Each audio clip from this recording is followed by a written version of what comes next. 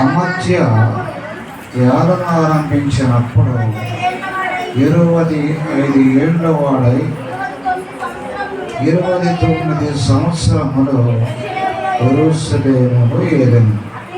అతని తల్లి యెరూషలేము కాపరస్తురాలు. ఆమె పేరు యెహోయాదాము. అతడు యెహోవా దృష్టికి యథార్థముగా ప్రవర్తించిన గాని పూర్ణ హృదయముతో ఆయనను అనుసరింపలేదు. సార్ ప్రార్థన చేసుకున్నాను. ప్రేమగల తండ్రి, పరలోకమందు నా సృష్టికి కర్తవును కారుడవైన వాడ, మీ పరిశుద్ధమైన నామములకు వందనాలు చెల్లిస్తున్నాను. మీరు ఎంతైనా నమ్మదగిన దేవుడారు. మమ్మల్ని కూడా నమ్మకస్తులుగా చేయడానికి ఈ లోకానికి మీరు వచ్చారు. తండ్రి, జ్ఞాపకం చేసుకోనండి. మాలో ఉన్న అపనమ్మకత్వాన్ని తొలగించి నమ్మకత్వాన్ని కలిగించి మీరు రాకడ కొరకు మమ్మల్ని సిద్ధపరచమని ప్రార్థిస్తున్నాను. నాయన, నీ వాక్కు ద్వారా నాతో మాట్లాడండి, నన్ను సరిచేయండి, నా జీవితాన్ని చక్కపరచమని ప్రార్థిస్తున్నాను. వింటున్న ప్రతి ఒక్కరిని వారి హృదయాన్ని చక్కపరచండి, సరిదిద్దండి. స్తోత్రాలు ప్రభువా. నీ వాక్యే మీరే నీ వాక్కు తన సత్యాన్ని మేము మర్చిపోకోకుండా ధ్యానపూర్వకంగా ధ్యానం చేసుకునే మనసు మాకు ఇవ్వండి. మహిమ పొందమని ప్రార్థిస్తూ యేసునామములో అడుగుతున్నాము తండ్రి, ఆమేన్.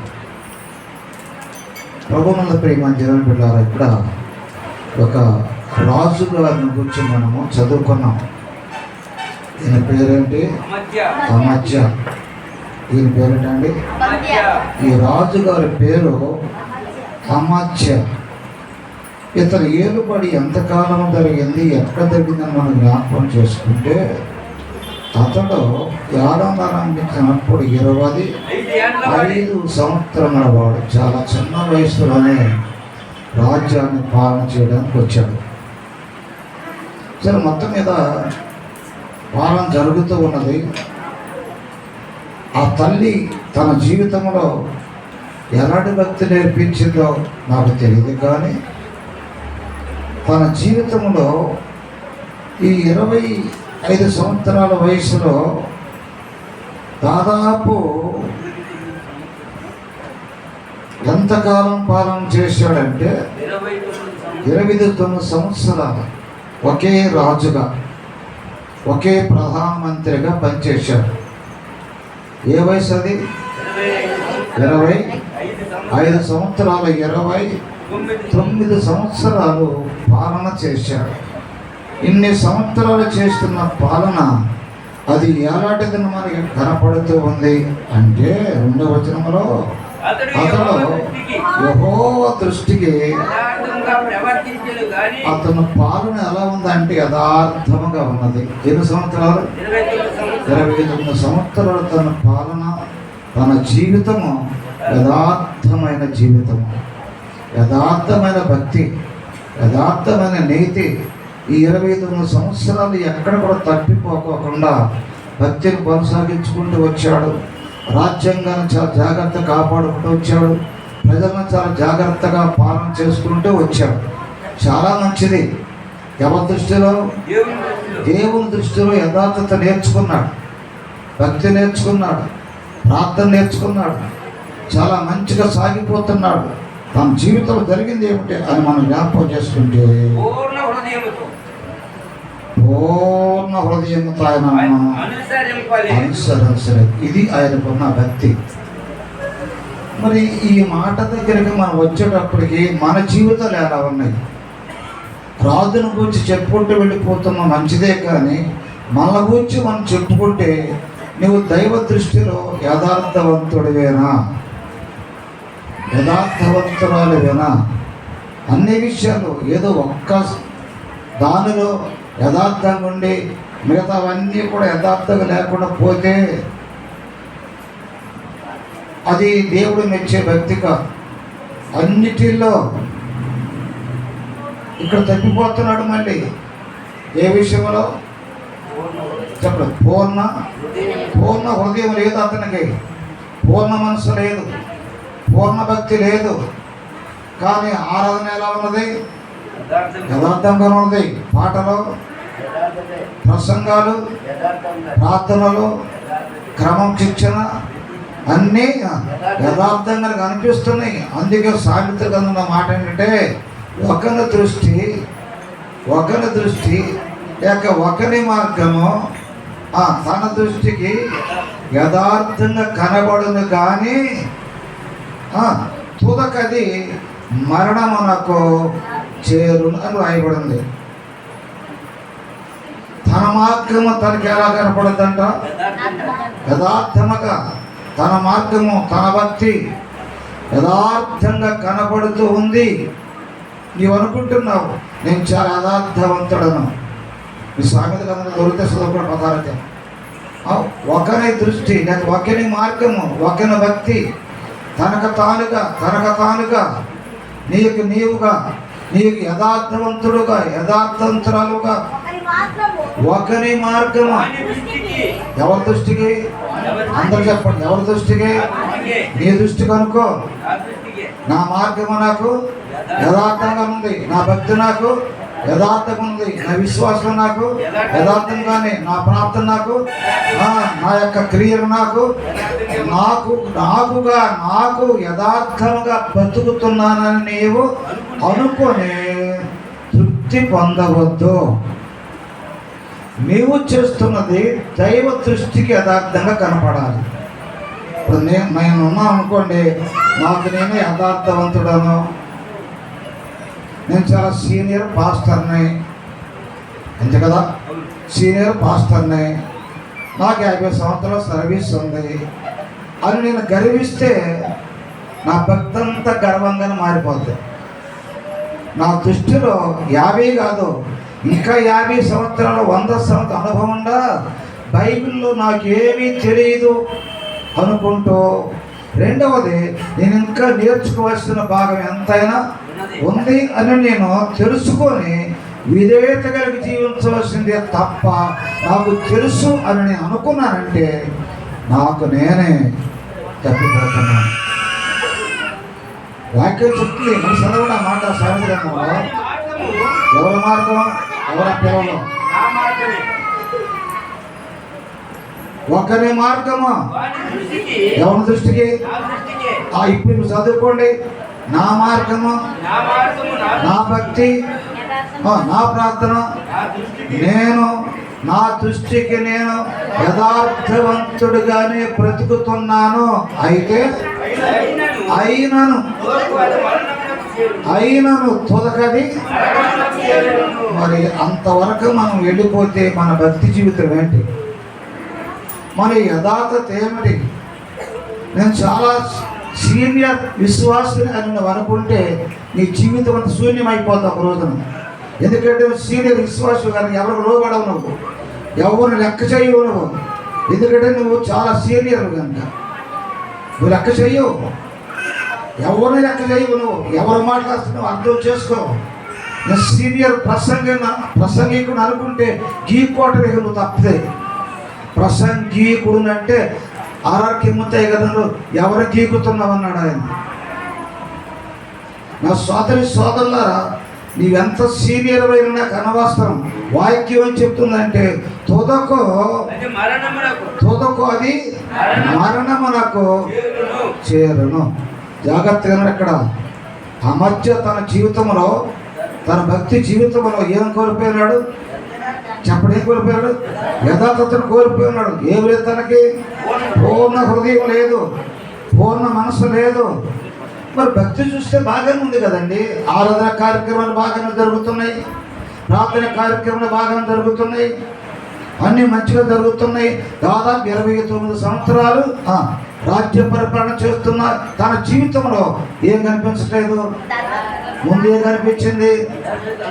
తర్వాత రెండు స్టెప్పులకు వచ్చినప్పటికీ తన యథార్థతను కోల్పోయినాడు, తన భక్తిని కోల్పోయినాడు, విశ్వాసాన్ని కోల్పోయినాడు. చివరికి ఎంతవరకు దారితీసిందంటే తన భక్తి జీవితంలో 4వ వాక్యం చెప్తున్నది, 3వ వచనం. రాజ్యము తనకు స్థిరపడినప్పుడు, చూడండి, రాజ్యము తనకు స్థిరపడినప్పుడు అతడు రాజైన తన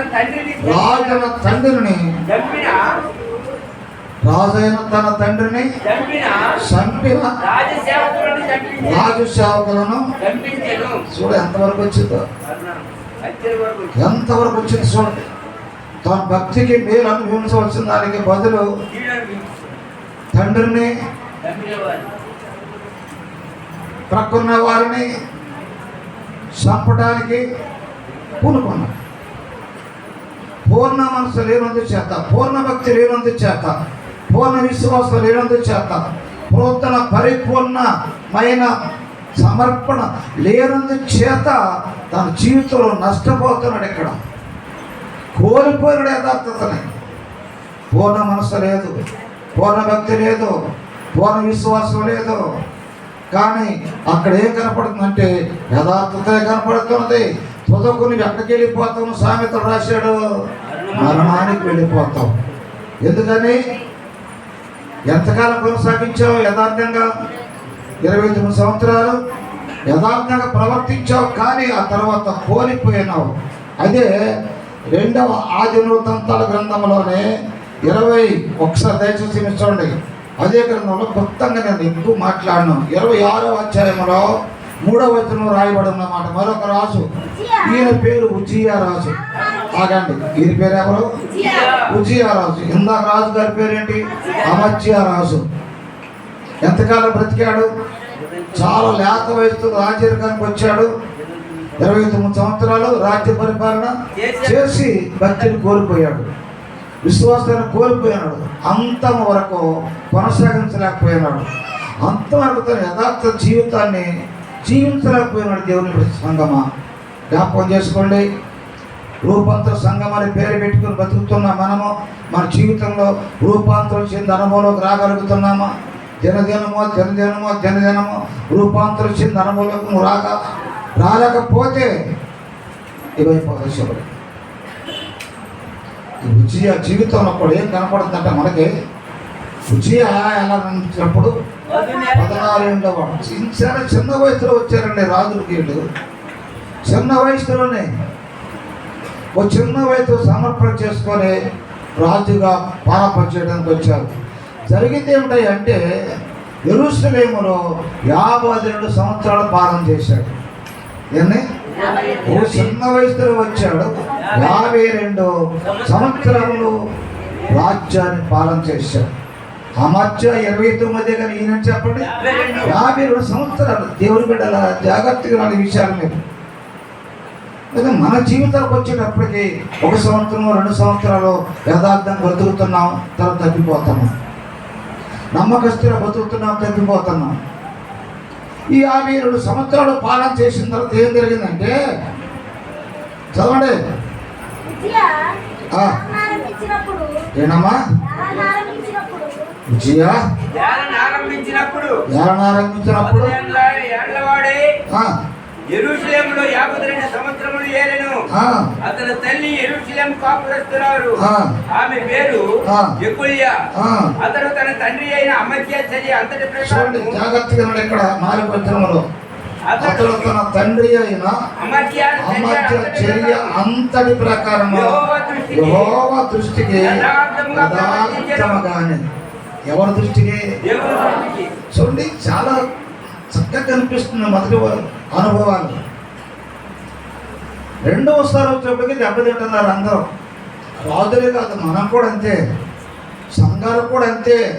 మొట్టమొదటి ప్రారంభ దిశలో సంఘాలకున్న ఉద్యోగం ఈనాడు కోల్పోయినాయి. సంఘాలకున్న పట్టుదల కోల్పోయిన సంఘాలన్నీ కూడా కోల్పోయినాయి. ఏదో ఉద్యోగంగా పాటలు ఆరాధన కార్యక్రమాలు జరుగుతున్నాయి, కానీ ఆధ్యాత్మికంగా దిగజారిపోయే స్థితిలో కనిపిస్తున్నారు. ప్రారంభంలో ఎంత ఉద్యోగం ఉన్నా ఈ రాజులు ప్రారంభ దశలో ఉద్యోగం ఉండా ఈ విశ్వాసులు ఎంతవరకు వచ్చేటట్టు కనపడుతున్నాయి అంటే యెహోవా దృష్టికి చెప్పండి అతడు యథార్థంగానే ప్రవర్తించెను. నివర్ చేశాడు. దేవుని ప్రత్యక్ష విషయమందు దేవుడు తనకు ప్రత్యక్షమయ్యే విషయాలలో తెలివి కలిగిన జకర్యా జన్మలో దేవుణ్ణి అతడు ఆశ్రయించాడు. అతడు యెహోవాను ఆశ్రయించినంత కాలము దేవుడు అతను వర్ధన చేశాడు. గట్టి దేవుస్తూ అతను చెప్పండి, ఇప్పుడు చెప్పండి గట్టిగా. ఎలా ఏమయ్యాడు ఇక్కడ? వర్తిల్లాడు. ఇందాక ఆయన వర్తిల్ల, ఈయన చెప్పండి వర్తిల్లాడు. కారణం ఏంటంటే మంచిగా కనిపించింది. భక్తి, విశ్వాసము, ప్రార్థన, పాలన, ప్రజలను ఏర్పడి చేయటంలో అన్నీ చాలా మంచిగా జరుగుతున్నాయి. కానీ దేవుడు అతను వర్ధన చేశాడు. దేవుని స్తోత్రం. అతను వర్ధన చేశాడండి. అతను దీవించాడు, అతను ఆశీర్వదించాడు. ఆ తరువాత అక్కడ చక్కని మాట ఏం జరిగిందంటే, అతడు యెహోవాను ఆశ్రయించినంత కాలం అంతే. నీవు కూడా దేవుని ఆశ్రయించినంత కాలము నువ్వు దీవించబడుతూనే ఉంటావు. ఇప్పుడు చెప్పండి, ఏం చెప్తారు? ఏం చెప్తారు? ఏం చెప్పట్లా? దేవుడిని ఆశ్రయించినంత కాలం నీవేవుతావు, వర్ధిల్లుతూనే ఉంటావు, వర్ధిల్లుతుంటావు, అభివృద్ధి చెందుతుంటావు, విశ్వాసాలు ముందుకు సాగిపోతూనే ఉంటావు. పాటల్లో, ఆరాధనలో నేను ఎందుకు రాలేకపోయావు చెప్పండి. ఎక్కడికా మధ్యలో కాలిపోతుంది, నా గుండె రాగలా గడొచ్చేసేసి. ఆ తెల్లవారుజామునే అమ్మగారికి కల వచ్చింది. కల వచ్చి కేకలు వస్తున్నది, అరుస్తుంది. ఎందుకో నాకు అర్థం కాల. ఎందుకమ్మా ఎందుకు ఎట్లా వస్తుంది కాక నేను ఈ గదిలోకి వెళ్ళా. ఇంకేముందండి? ఏంటి గది మంట మండిపోతుంది, కాలిపోతుంది. పెద్దబాబు అది కేకలేస్తున్నారు బయట. అంటే ఏం పెద్దబాబుకి కేకలు వేయటం, ఏం వంటగది కాలిపోవటం ఏంటి, పెద్దబాబుని కేకలు వేయటం ఏంటి అసలు అని గబగా వెళ్ళి కొట్టి లేపా. ఇలా జరిగింది. అక్కడ నాకు పట్టుకుంది. ఏంటి? నేను తుల్లిపట్టు ఎక్కిసాను కాదు, నాకు దడ ఆ దడ ఆగలేదు. మీరు ఏమని అనుకోండి, ఇప్పుడు నాకు బాబా మాట చెప్తుంటే ఇక్కడ నా గుండె మళ్ళీ బలహీనం అయిపోయింది. తలుచుకుంటుంటేనే అలా జరిగింది. సరే ఏందో మేము అనుకోలేదు, మామూలు ప్రార్థన చేసాం, మళ్ళీ పండుకున్నాము. అది తెల్లవారుజాము 4 గంటలు జరిగింది. మళ్ళీ 6 గంటలకు ఇక్కడ జరగడం జరిగింది. మళ్ళీ పెద్దబాబాని మళ్ళీ ఫోన్ వచ్చింది. ఆయన మాతో ఏం చెప్పలేదు, త్వర పరిగెత్తి వచ్చేసాడు అంతే. ఆ తర్వాత మా ఫోన్లు వస్తున్నాయి, ఫోన్లు చేస్తున్నారు. మందిరం అంట కాలిపోతుందంట. ఏంటి మందిరం కాలిపోవటం ఏంటి, ప్రమాదాలు ఏంటి, నాకు అర్థం కాలేదు. ఇక నాకు అప్పటికే నీరసం అయిపోయింది. ఇక నాకు నోట మాట రావట్లేదు. అమ్మగారు నాకేంటో నాకు నీరసం వచ్చేస్తుందని నేను చెప్తున్నాను. నాకు ఇక అసలైన బలహీనత వచ్చింది అనుకోండి. ఏం బలహీనత చెప్పండి, బలహీనత వచ్చింది కనుక సడన్గా వార్త వినగానే కొంచెం నీరసం వస్తుంది. సోదరులారా జాగ్రత్తగానండి. ఈ ప్రమాదాలు జరుగుతున్న సందర్భంలో తన యథార్థత, తన భక్తి జీవితము, తన విశ్వాస జీవితము యథార్థంగా జీవించినంత కాలము వర్ధిల్లాడు. ఎవరైనా ఉజియా వర్ధిల్లాడు. ఇప్పుడు వర్ధన చేశాడు. నిన్ను వర్ధన చేస్తాడు, నీ కుటుంబాన్ని, నీ బిడ్డల్ని వర్ధన చేస్తాడు. ఆ తర్వాత ఎంత వర్ధిల్లిన ఈ ఉజియా రాజు 52 సంవత్సరములు పాలన చేసిన ఉజియా రాజు పాపము లేకుండా, అవినీతి లేకోకుండా, స్వనీతి లేకోకుండా, దౌర్జన్యం లేకోకుండా, సాధు హృదయంతో, దీన మనసుతో చక్కటి పరిపాలన చేస్తున్న 52 సంవత్సరాలు పాలన చేస్తున్న ఉజియా రాజు 16వ వచనంకి వచ్చేటప్పటికి ఎలా ఉన్నదంటే, అయితే అతడు స్థిరపడిన తరువాత స్థిరపడ్డాడా లేదా? స్థిరపడ్డాడు. నువ్వు సంగమ జాగ్రత్త. నువ్వు స్థిరపడ్డావు సంగమలో, ఒకటి రాకూడదు. స్థిరపడ్డావు సంగమలో, రూపాంతర సంఘములో స్థిరపడిపోయావు. స్తోత్రం. ఏ సంఘములో అడుగు పెట్టకోకుండా రూపాంతర సంఘమైన తల్లి సంఘమని నా ఆత్మీయ తండ్రి నా సేవకుడేనని గుర్తెరిగి స్థిరపడిపోయావు.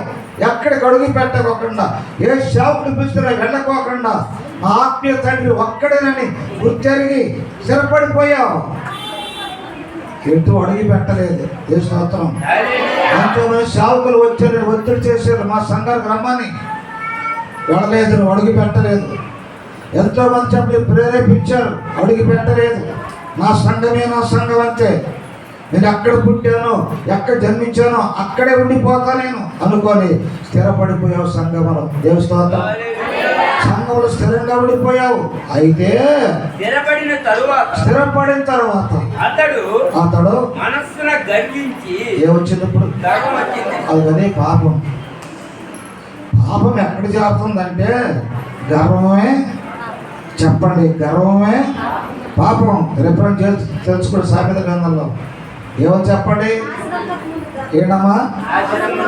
ఏంటది? నాశనం మనకు ముందు. ఏమైపోవటానికి? నీవు కానీ నేను కానీ పడిపోవటానికి ముందు గర్వం.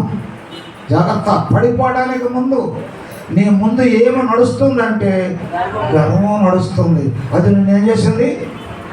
పడగొట్టేస్తుంది. ఇంకోటే ఉంది,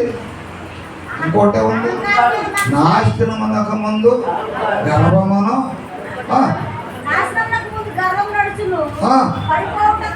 పడిపోవటకు ముందు అహంకారం. ఏంటమ్మా అంటే? ఏంటి చిన్నబాబు చెప్పు. ఏంటి బాబు? నిన్ను అడుగుతున్నా, చెప్పు. అహంకారం ఏంటది? ఇది పనిచేయదు విశ్వాసులకి. విశ్వాసులుగా చావు ఎవరిలో పనిచేయదు. ఏంటది? అహంకారం పనిచేయదు. గర్వం అంతకంటే ఈ రెండు నేను ఏం చెప్తాయి అంటే పడగొడతాయి, నాశనం చేస్తాయి. పడగొడతాయి, నాశనం చేస్తాయి. అహంకారం. ఉజ్జియారాజుకి అదే వచ్చింది. 52 సంవత్సరాలు నేను పరిపాలించాను, ఇంకా నాకేంటి? 52 సంవత్సరాలు. బయట ఉన్నవాళ్ళు చెప్పండి, ఎన్ని సంవత్సరాలు? 52 సంవత్సరాలు. చిన్న వయసులో వచ్చి 52 సంవత్సరాలు పాలన చేశాను, ఇంకా నాకేంటి? గర్వం వచ్చింది. గర్విస్తున్నాడు. ఎక్కడ? మనసులో గర్వం వచ్చేసింది. నేను స్థిరపడిపోయాలేక నాకేం పర్వాలేదు, స్థిరపడిపోయాను. గర్వం వచ్చేసేస్తుంది. కానీ జరిగింది ఏంటంటే అక్కడ అతడు చూడండి ఏమంతా వద్దు.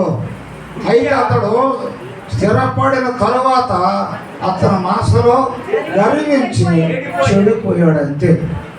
ఏమైతే వరకు ఇన్ని సంవత్సరాలు రాజు అయిపోయాడు, చెడిపోయాడు. దీనికి కారణం ఒకటి గర్వం. ఒకటేంటి? మనలో ఉండి తీసేసుకోండి. నీలో ఉండి తీసేసుకో గర్వం అనేది.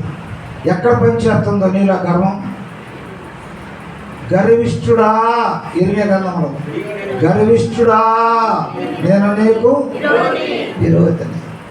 మనుషుడు ఏమి విత్తునో, గలతీ పత్రికలో, మనుషుడు ఏమి విత్తునో ఆ పంటనే కోస్తాడు. గర్వించావా, ఆ పంట కోస్తావు.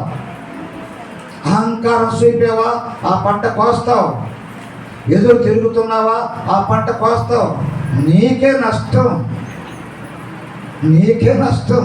నీవెంత గర్విస్తున్నావో అంత గర్వం నీకే నష్టం తీసుకొస్తుంది. అది రాజు గర్వించాడు. ఏం తీసుకొచ్చింది? నష్టం తీసుకొచ్చింది. ఏ నష్టం? చెడిపోయాడు. ఏం బాబు? చిన్నబాబు పెద్దబాబు చెప్పండి. మీ పేరు రాట్లా. చిన్నబాబు పెద్దబాబు నేను చెప్పండి. ఏమైపోయింది? ఎందుకు చెడిపోయావు బాబు? ఏమొచ్చింది నీకు? అది సంగతి. బాబు నీకేమైంది? చెప్పు జాను, చెప్పు. గర్వం వచ్చింది. గర్వం అది ఎక్కడ దారితీసిందంటే చెడిపోవటాన్ని దారితీసింది. మనిషికి గర్వం ఎప్పుడు పనికిరాదు. ఎంతగా నువ్వు తగ్గించుకుంటావో అంతగా దీవించబడతావు. దేవుని స్తోత్రం. అప్పుడు దేవుడు వెంటనే ప్రవక్త ద్వారా మాట్లాడుతున్నాడు. ఆ ప్రవక్త పేరు అహియా. చెప్పండి, ఆ ప్రవక్త పేరు. దేవుడు మాట్లాడాడు. అహియా జాగ్రత్త. 52 సంవత్సరాలు పాలన చేసుకుని వచ్చి ఆ రాజు నా దృష్టి చాలా మంచిగా ప్రవర్తించాడు, మంచిగా జీవించాడు. కానీ ఆ తర్వాత అతను చెడిపోయాడు, పాడైపోయాడు. ఎంతవరకు వచ్చాడని చూస్తే యాజకులను కూడా చెప్పండి లెక్క చేయని స్థితికి వచ్చేసాడయ్యా. లెక్క చేయలేదు.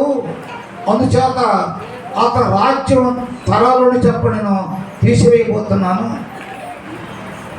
దేవుని బిడ్డలారా జాగ్రత్త.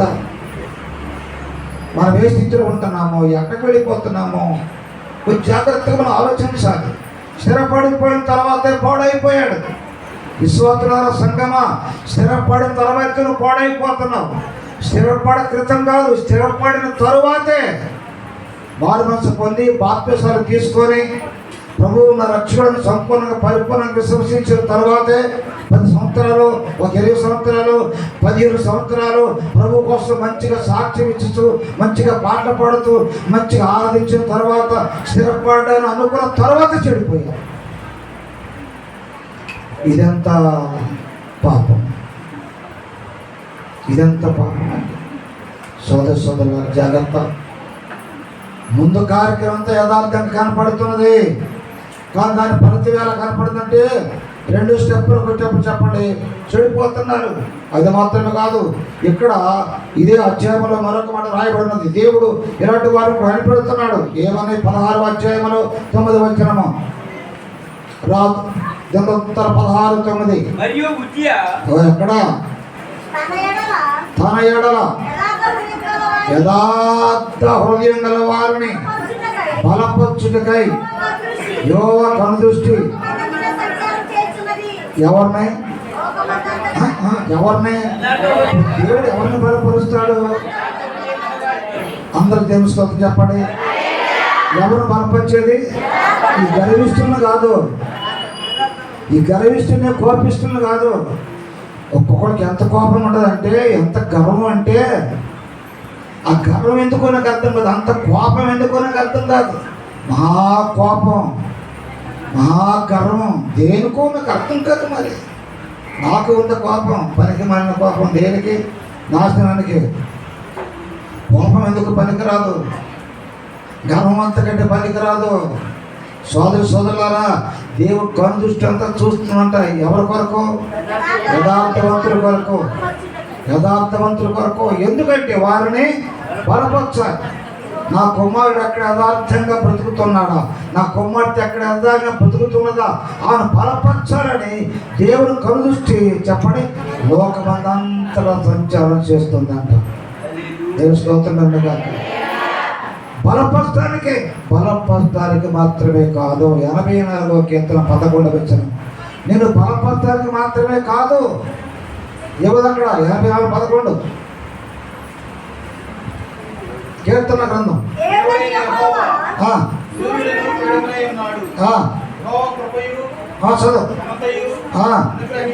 చదువు. ఎవరిని? యథార్థంగా ప్రవర్తించు వారికి నేను ఏ మేలు చెయ్యక గట్టి స్తోత్రం చెప్పాలి. ఇంకోసారి చెప్పుదాం.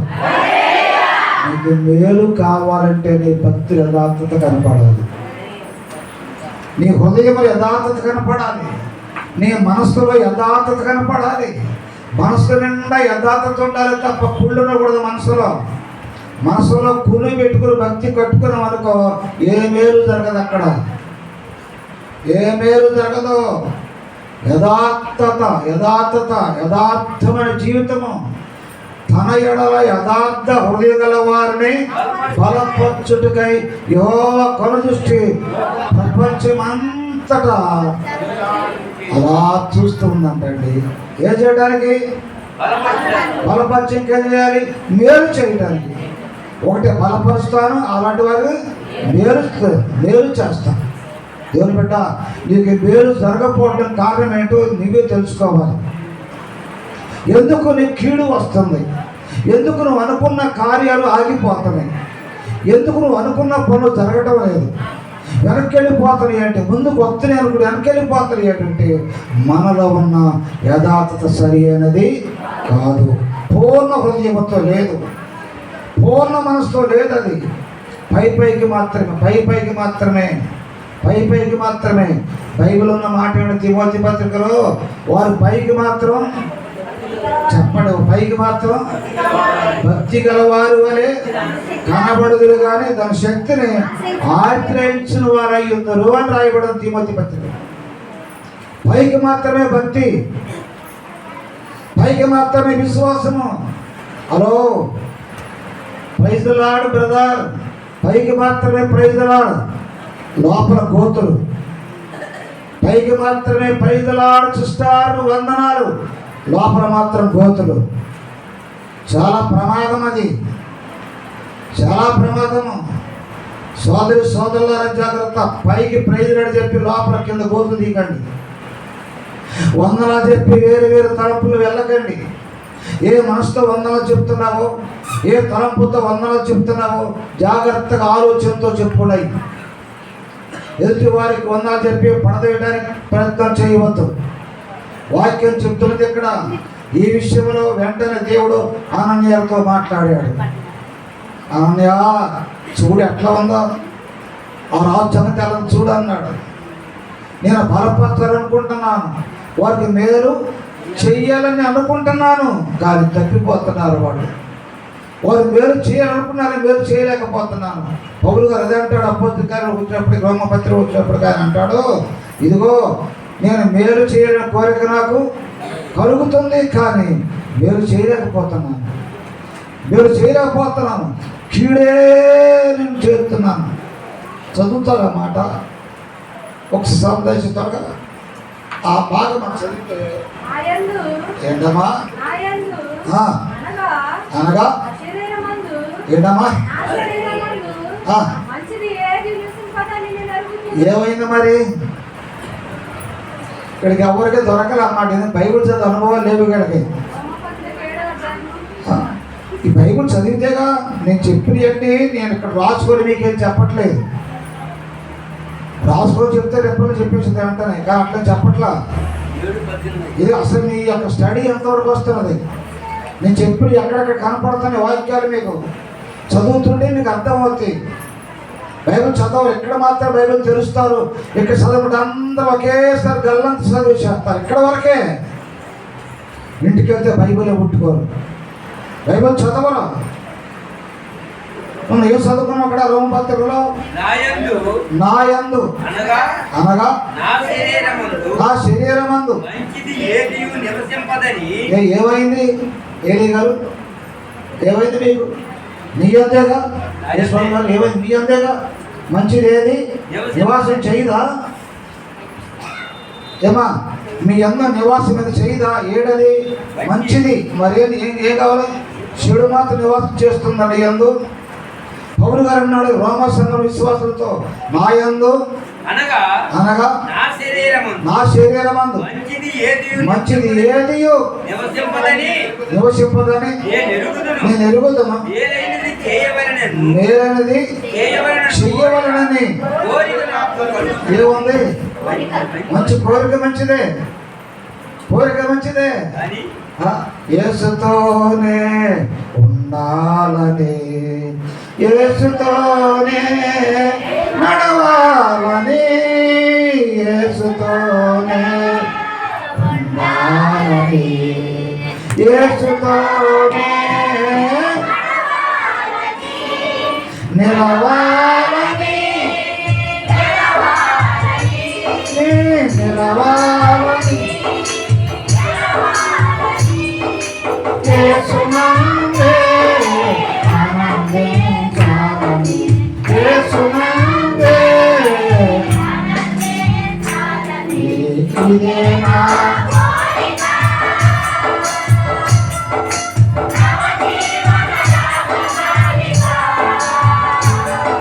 ఇదే నా కోరిక, జీవన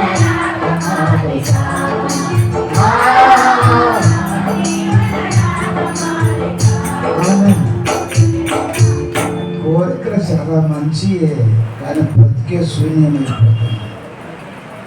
పౌలు గారికి కోరిక మంచిదే, చాలా మంచి కోరిక ఉంది దైవజనుడికి. కానీ మంచిది నివాసం చేయలేకపోతుంది నా గుండెల్లో. కోరిక మంచిదే, మంచిగా ఉండాలి, మంచిగా చెయ్యాలి, మంచిగా నడవాలి, యేసుతో నడవాలి, యేసుతో ఉండాలి అనుకుంటున్నాను, కానీ చెప్పరా నడవలేకపోతున్నానయ్యా అంటూ చేయవలన కోరిక నాకు కలుగుతున్నది కానీ దాని చేయుట నాకు వల్ల పడతలేదు దేవా. చదువు. నేను చేయగోరిని మేలు చెయ్యక నాకు చేయగోరని కీడేను చేస్తూ ఉన్నాను. చేసిన ఎడల నివసించు. పాపమే కానీ నేను కోరని దానిని చేస్తున్న ఎడల ఏంటది, నేను కోరని దానిని చేస్తున్న ఎడల నా కీడే కలుగుతుంది, నాకు మేలేమే కలగటం లేదు. పాపమే కానీ ఇకను నేను కాదు. ఏంటది? చదువు. నా యందు నివసించు పాపమే కానీ ఇకను నేను కాదు. కాబట్టి నేను చేయగోరు నాకు కీడు చేయడం కలుగుతున్నదను చదువు. ఒక నియమము నాకు కనబడుతున్నది. ఏంటది? అంతరంగ పురుషుని బట్టి దేవుని ధర్మశాస్త్రమునందు నేను ఆనందించుతున్నాను, కానీ వేరొక నియమము ఇంకోటి పని చేస్తున్నారు. పిల్లరా, విశ్వాసులారా, రెండు పని చేస్తున్నాయి. ఒకటి అంతరంగ పురుషుడు, బాహ్య పురుషుడు. ఈ బాహ్య పురుషుడే భక్తికి ఒప్పుకోడు.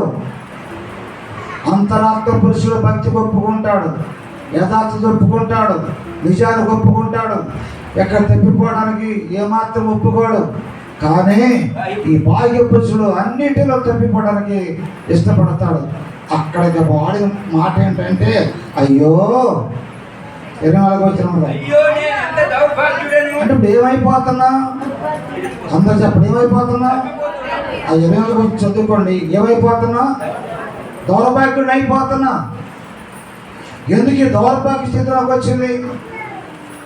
ఇంత పాడు బ్రతుకు నాకు వచ్చిందేంటి? ఇంత యథార్థంగా బతికిన నేను, యథార్థవంతురాలుగా బతికిన నేను, నమ్మకస్తుడు బ్రతికిన నేను, తప్పిపోకుండా బ్రతికిన నేను, 52 సంవత్సరాలు పరిపాలించిన నేను, నా జీవితానికి ఎలా సంభవించిందేంటి? ఎంత గర్వం నాకు వచ్చేసిన. దీని నా నాశనానికి నేను దారి తీసుకున్నాను.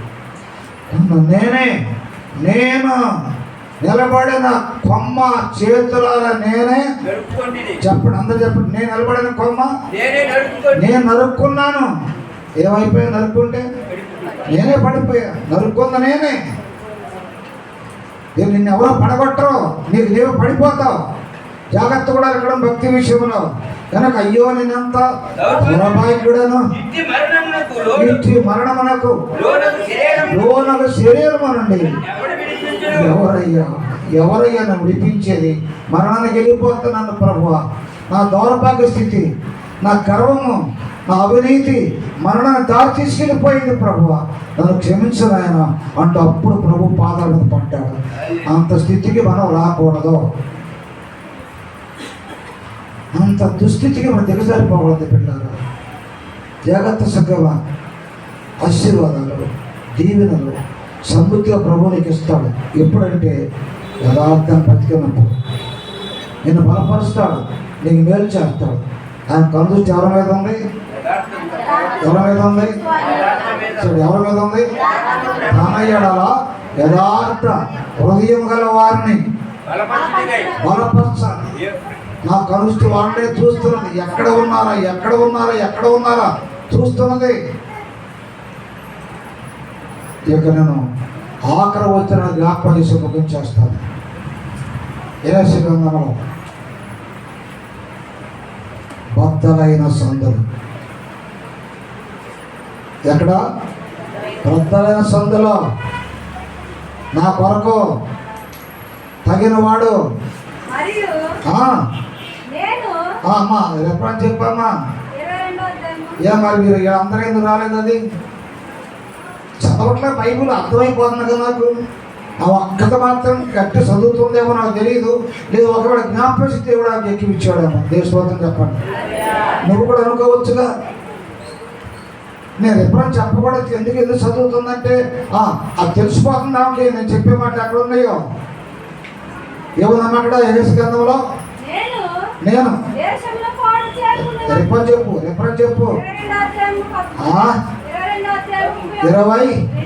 22 అధ్యాయము 30 యెహెజ్కేలు గ్రంథం చదవండి ఇప్పుడు అందరూ. అంతవరకు ఎవరికి దొరకాల ఆ విషయం కూడా ఎదుగుతూ ఉన్నారు. బైబిల్ వెతుకుతున్నారండి అంతే. ఎతకటమే మీ పని. గమ్ముకొని తీసుకొని ఆ వస్త్రం తీసుకుని సదేశం ఉండదు. వెతుకుతున్నారంతే. చదవండి. నేను దేశమును పాడు చేయకూడనట్లు ప్రాకారమును ఇష్టపడ్డకును భక్తులైన సంతులలో నిలుచుటకు తగిన వాడు ఎవడైనను ఎంత విచారించినను ఒక్కడ కూడా నాకు రూపాంతర సంగమం ఇంతమందిలో ఒక్కడైనా ఉండడా ప్రభు కోసం నిలబడేవాడు. వేసింది అనగా శ్రమల్లో ప్రభువు కొరకు నిలిచేవారు కావాలి. ప్రభువుకి దేశోత్తం ప్రాణాపాయం వచ్చిన చచ్చిపోవడానికి ఇష్టమైన సరిక నిలబడేవాడు కావాలి. ప్రభుకి భక్తులైన సందులో నిలుచుటకు తగినవాడు ఎవడైనా ఉన్నాడా అని విచారించి ఎంత చూసినప్పటికీ ఒక్క వ్యక్తి కూడా నాకు కనబడలేదయ్యా. యెహెజ్కేలు దేవుని బిడ్డ శ్రమ వచ్చినప్పుడు జారిపోతే ఇంకేముందని నీ భక్తి. శ్రమలో నిందలో కష్టాలు ఎవరు నీ మీద అబద్ధంగా పలుకుతున్నారని అబద్ధం మాట చెప్తున్నారని నేను మందిరాన్ని రాను ప్రార్థన మానేసి వస్తాను అనుకుంటే నీకే నష్టం. మానివేస్తే నీకే నష్టం, ఎవరికో నష్టం కాదు.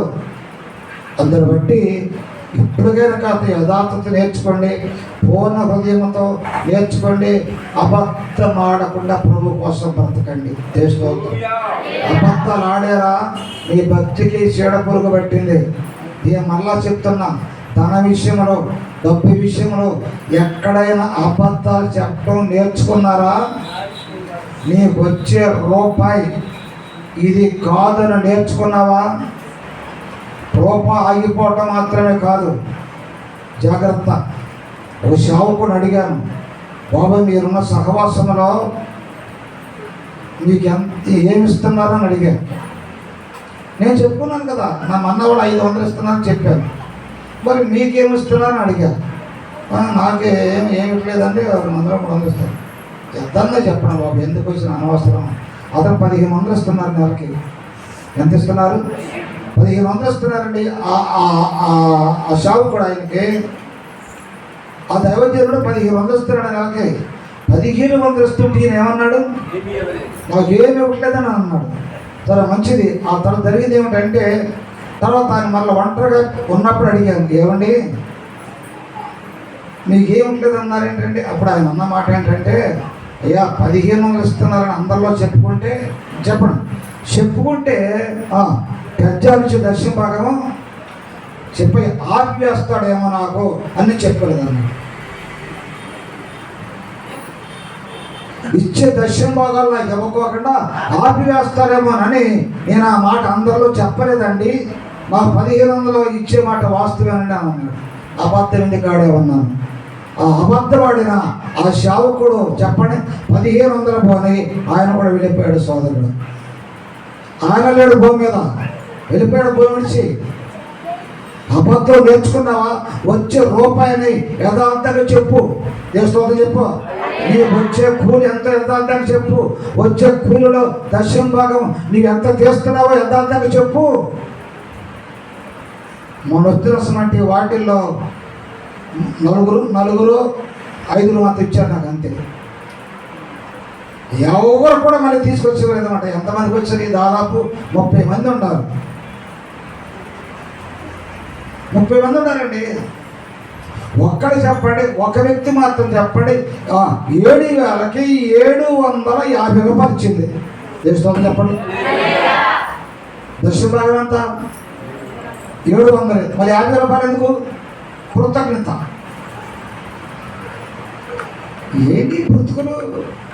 ఎంతకాలం ఈ బ్రతుకులు? ఎంతకాలం ఈ డబ్బు? ఎంతకాలం ఈ యొక్క వైభాగము? ఎంతకాలం అండి? ఇన్ని అబద్ధాలా, ఇన్ని మోసాలా, ఇంత అక్రమం? యథార్థాలు ఒప్పుకోకుండా, యథార్థ భక్తి చేయకోకుండా ఎంతకాలం ఈ మోసంతో చేస్తారు భక్తి? దేవుడు నీకు మేలు చేయాలన్నా 2 చెప్పరా? ఆయన కనుక నీ మీద నివసించాలన్నా యథార్థంగా చెప్పు. దేవుడు హల్లెలూయ. నీకు ఎవరు రూపాయి ఇస్తే రూపాయి ఇస్తున్నా చెప్పు. చంద్రబాబు, ఆ రూపాయలు 10 వంతు ఎంత? రూపాయలు 10 వంతు ఎంత? 10 పైసలు ఉన్నాయి దేవుడికి. ఎందుకు నువ్వు చేస్తావు? నువ్వు 10 పైసలు బిగ్గపడితే మొత్తం పోతుంది. అది చూసుకోండి. నా సోదరులారా, వాక్యం చెప్తున్న సత్యం ఏమిటంటే, ప్రభు సన్నిధిలో పదబాబు అన్నాడు, నాన్నగారు నీ కొరకు ప్రార్థన చేశారు, నీకు వచ్చే మొట్టమొదటి దాన్ని ఏమన్నారు? పెన్షన్ అందరికి చెప్పడం, పలహారం చేయన్నాడు. దేవ స్తోత్రం. బాబు తీసేసుకో, నాకెందుకులే. దేవ స్తోత్రం చెప్పరా? వచ్చిన ఆ పెన్షన్ మొట్టమొదటి ప్రభు స్తోత్రం మీకే పెట్టారు. దేవ స్తోత్రం. హల్లెలూయా. ఆ తర్వాత ప్రభు స్తోత్రం కనుగాక అప్పుడు ఇచ్చింది 3,000. తర్వాత చెప్పండి 7,000 వచ్చింది. దేవ స్తోత్రం చెప్పరా? 7,000 వచ్చినాయి కానీ చెప్పుకుంటున్నాను. 7,000 చెప్పండి. ఈ పనికి మన బలహీనతకి పోయింది. పోతే పని అవి రాబట్టే బలహీనత పోయింది. దేవ స్తోత్రం చెప్పరా? నేను అక్కడ కట్టుకోండి ఫీజు. సంగమ విశ్వాసాల పోయినందుకు విచారపడవద్దు, వచ్చిన సంతోషించు. దేవ స్తోత్రం. పోయినందుకు విచారపడదు, వచ్చిన సంతోషించు ప్రభు సన్నిధిలో. కనుక నేను ముగించేస్తున్నాను కదా, చెప్పన్నాను కదా. కనుక ఇప్పుడైనా మీరు అమధ్యవలే ఉజ్జియవలే ప్రారంభంలో ఉన్నట్లు ఉండండి. దేవ స్తోత్రం. ఆ తర్వాత 2వ స్టెప్లకు వచ్చి చెడిపోవద్దు. మొదటి స్టెప్పులు ఎట్లా యథార్థంగా ఉండారో 2వ స్టెప్పులో కూడా అంతకంటే ఇంకా యథార్థంగా జీవిస్తే ఆ ప్రియ ప్రభు మనకేం చేస్తారు చెప్పండి? మా యథార్థవంతులకైనా ఏ మేలు చేయక మానుడు. దేవ స్తోత్రం కలుగును గాక. హల్లెలూయా. కనుక అట్టి కృప దేవుడు మనందరికి దయచేసి తన రాకడకు సిద్ధపరచబడును గాక. ఆమేన్. నా మట్టుకు ప్రాజ్ఞత కన్నులు చూసుకోండి. ప్రేమ నమ్మకమైన మా తండ్రి, ప్రభుత్వ ప్రభావ నీ వందనాలు తెలుస్తున్నాను. యథార్థవంతులను బలపరచుటకై లోకమందంతటా మీ కనుదృష్టి సంచారం చేస్తూ ఉంటే ఒక్కడ కూడా కనిపించలేదు నాయన. ఆ కనిపించిన గుంపులో నేను ఉంటే నన్ను క్షమించండి ప్రభు. కనపడే గుంపులో నేను ఉండాలని ఆశపడుతున్నాను తండ్రి. ప్రభు చూపించమని ప్రార్థిస్తున్నాను ఆయన. సంఘానికి యథార్థత నేర్పించండి. అంతమ వరకు అటు యథార్థత కలిగి ఉండడానికి సహాయం చేయమని ప్రార్థిస్తున్నాను ప్రభు. అబద్ధాలు మోసాలు దూరం చేయమని ప్రార్థిస్తున్నాను ప్రభు. నమ్మకత్వాన్ని దయచేయమని ప్రార్థిస్తున్నాను. మీకు స్తోత్రాలు చెల్లించుకుంటున్నాను. ప్రభు చూపండి ప్రభు. మీకు జరగబోతున్న కార్యక్రమం అంతట్లో మీరు తోడుగా ఉండి కాపాడు మహిమ పొందమని, మీరు రాకడ వరకు మేమందరం ప్రభు యథార్థవంతులుగాను ఉండినట్లు ప్రభు చూపించమని ప్రార్థిస్తూ యేసు నామములో తండ్రి.